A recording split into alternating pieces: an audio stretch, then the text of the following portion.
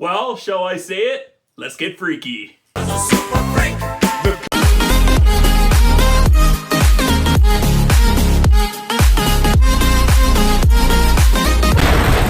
Freakier Friday. 22 years after Tess and Anna endured an identity body swapping crisis, Anna now has a daughter and a soon-to-be stepdaughter. As they navigate the challenges of the two families merging, Tess and Anna discover that lightning does indeed strike twice when the four of them are forced to swap bodies this time around. When the first Freaky Friday came out in theaters, I actually never saw it. It wasn't until I was in the hospital for an operation on my leg, nothing serious, but I was in there for about 5 days.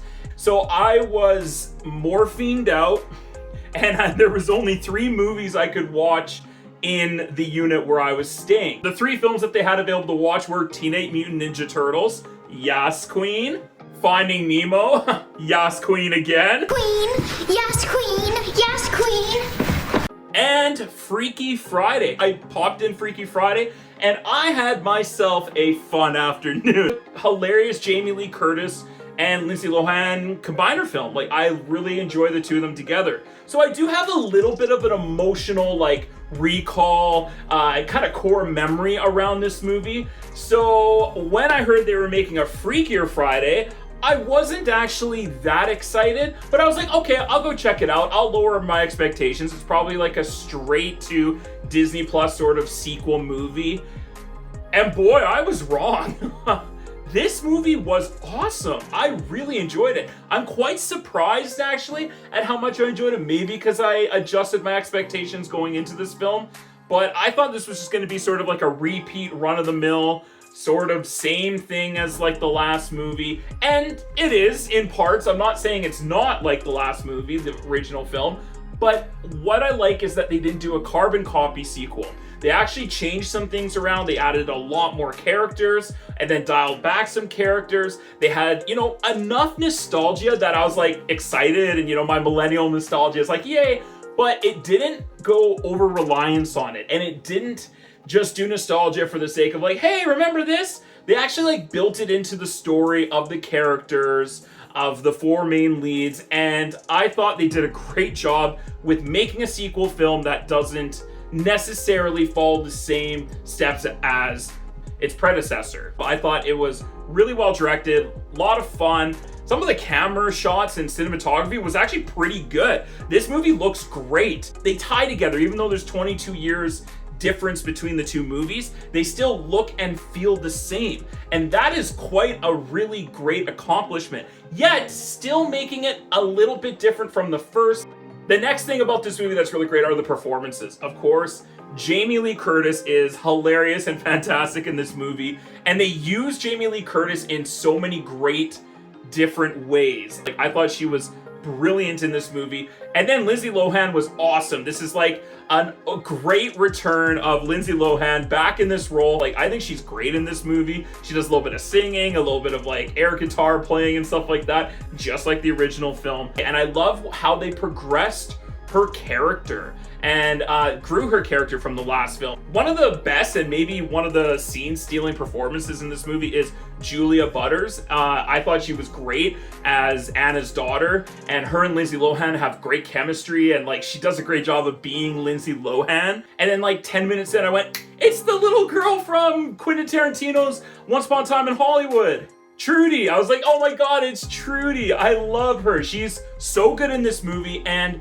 it's nice to see her in basically the co-lead of a film, along with Lindsay Lohan, and I thought she was fantastic. And also Sophia Hammonds, who plays the stepdaughter of Lindsay Lohan in this movie, trading off with Jamie Lee Curtis and portraying her, she did a great job too. I thought they were all just a lot of fun, and they had great on-screen chemistry, and you could tell that really makes this movie pop.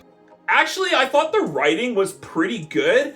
The stuff with the family, the family drama in this movie is pretty well done, actually. I didn't mind it. I didn't think it was too over the top, yet it was dramatic enough that it made me care about these characters. And in some ways, this movie is even more emotional than the first movie, the first time around.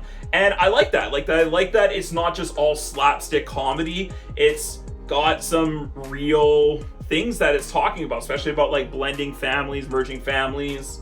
even if the story itself is pretty simple, it works. There's some legit like stunts and stuff in this movie that made me laugh. There's some great like one-liners in this film. The characters really do pop. Like, I thought they did a great job with the comedy overall in this film. It's a really fun movie. It's super entertaining. For me, the biggest problem with this film is the editing. It's kind of like the pacing of the film. There are times where this movie just drops and like energy just drops and then it picks back up again. But also it's a little bit too long. It's about an hour and 50 minutes long.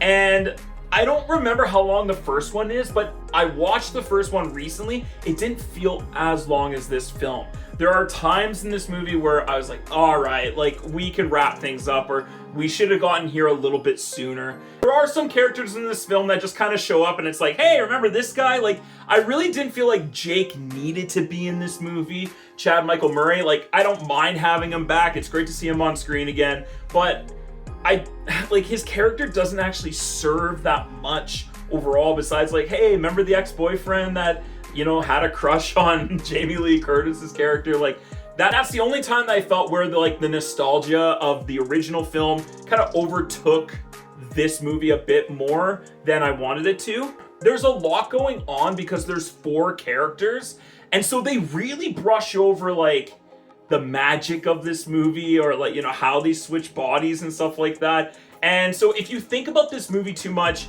it can really bring you down. Like, I know the original's like that as well. And have to shut your brain off. And, you know, besides those minor things, I had a fun time with this movie. Is this movie going to be in like my top 10 films of the year? No, of course not. Nope. No. I would recommend this movie, especially if you're a fan of the original and you really like Jamie Lee Curtis and Lindsay Lohan's Freaky Friday. So overall, I'm going to go ahead and give Freakier Friday a B-. Thank you so much for watching, everyone. If you like this video, make sure you click that like button and subscribe to my channel for more content. Also, comment down below, what did you think of Freakier Friday? Did you like the original film? Did you think this movie was just as good or better than the original, or not as good? Come back and check out some other movie reviews, such as Weapons, The Bad Guys 2, and F1 the movie. Thanks for stopping by, everyone. Have a great day, and we'll see you on the next film.